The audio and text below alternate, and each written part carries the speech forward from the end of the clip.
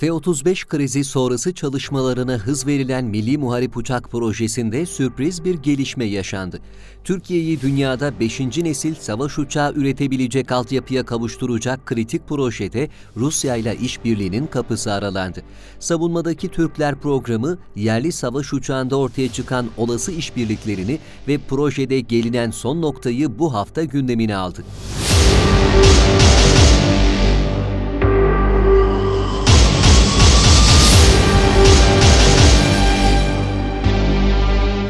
Türkiye, yerli ve milli olarak geliştirilen Milli Muharip Uçak projesindeki çalışmalarını aralıksız sürdürüyor. Türk Havacılık ve Uzay Sanayi tarafından geliştirilen Milli Muharip Uçak için Türk savunma sanayi şirketleri tecrübe ve birikimlerini aktarmaya başladı. 2023 yılında hangardan çıkması beklenen uçakta ilk uçuşsa 2026 yılı itibariyle yapılacak. Öte yandan projenin daha da hızlandırılması için çalışmalar da devam ediyor. Proje, ana yüklenici konumundaki Türk Havacılık ve Uzay Sanayi tarafından uçağın ilk parçası üretildi. Milli Muharip Uçak'ta yaklaşık 20.000 parça bulunuyor ve bunların üretiminin 2022 sonuna kadar tamamlanması planlanıyor. Öte yandan ilk teslimatın 2030 yılında yapılması planlanan yerli uçakta dikkat çeken bir gelişme de yaşandı. Savunma Sanayi Başkanı Profesör Doktor İsmail Demir, Milli Muharip Uçak'ta Rusya ile işbirliği yapılabileceğinin sinyalini verdi. Demir, Rusya Federasyonu ile görüşmelerimizde çok sayıda işbirliği kalemi var. Bunlar, Milli Muharip Uçak'la ilgili bazı konuları da içeriyor. Bu süreçte de belirli yerlileştirilecek sistemlerle ilgili Rusya tarafıyla görüşmeler olabilir, dedi. Demir'in açıklamalarını yorumlayan savunma uzmanları ise Rusya'nın köklü havacılık geçmişinin Milli Muharip Uçağı'nın geliştirilmesinde önemli rol oynayabileceğine dikkat çekiyor. Türkiye'nin tecrübe eksikliği olan alanların birçoğunda Rusya ciddi bir bilgi birikimine sahip. Bu alanların başındaysa sıkıştırılabilir akışlar, sesüstü akışlar, aeroakustik, aerotermodinamik gibi akışkanlar mekaniği ile ilgili alanlarla hasar teorisi gibi bazı mekanik alanlar ve bunların test, geliştirme altyapıları geliyor. Söz konusu alanlarda yapılacak işbirlikleri hem Türkiye'ye çok ciddi bir kabiliyet kazanımı sağlayacak hem de bu alanlarda bir altyapının oluşmasının önünü açacak.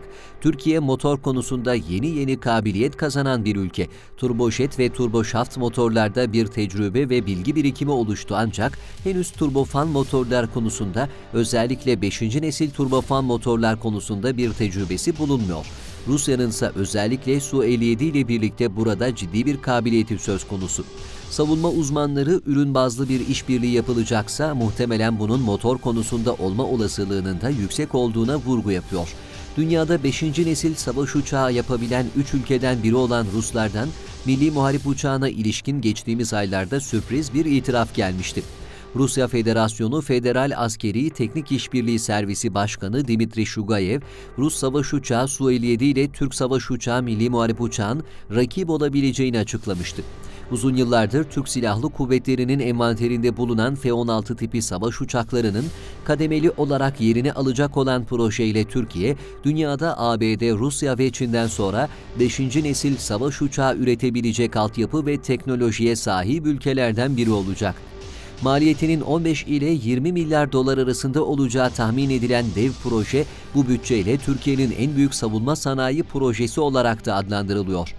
Milli Muharip Uçak radar dalgalarını sönümleme özelliğine sahip kompozit malzemelerden üretilecek.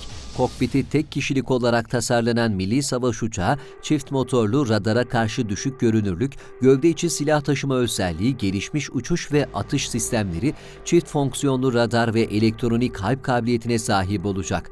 Sergilenen mock-up'la ortaya çıkan Milli Muharip Uçak, çift kuyruk, çift motor ve köşeli yapısıyla oldukça dikkat çekiyor. Uçağın burnuna bir başka Türk şirketi Aselsan tarafından üretilecek radar yerleştirilmesi planlanıyor.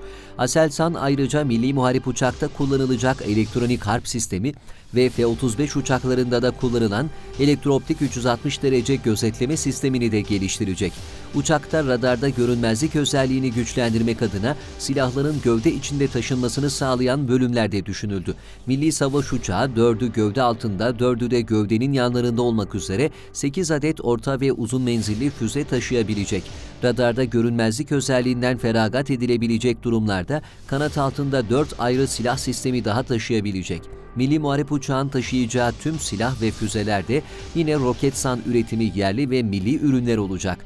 Hem hava-kara hem de hava-hava muharebelerinin gereksinimleri için üstün kabiliyetlerle donatılan 5. nesil çok rollü savaş uçağı, sahadaki üstün hava hakimiyetini ise yapay zeka ile arttırılmış muharebe gücüyle sağlayacak. Üstün özellikleriyle tam bir savaşçı olan uçak, 21 metre uzunluğa, 6 metre yüksekliğe, 14 metrede kanat açıklığına sahip bulunuyor. 55.000 feet irtifaya çıkabilecek uçak, sesten 1.8 kat daha hızlı da uçabilecek. Milli savaş uçağı şu ana kadar üretilen veya üzerinde çalışılan 5. nesil savaş uçakları arasında en büyük uçak olma özelliğini de taşıyor. Türkiye'ye lig atlatacak proje kapsamında üretilen uçak, uçan bilgisayar olarak da adlandırılıyor. 5. nesil savaş uçağının beyni için 500 mühendis 20 milyon satır kod yazacak. 2030'da havadaki yerini alacak Milli Muharip Uçağı'nın dünyanın en iyi savaş uçakları arasında yerini alması hedefleniyor.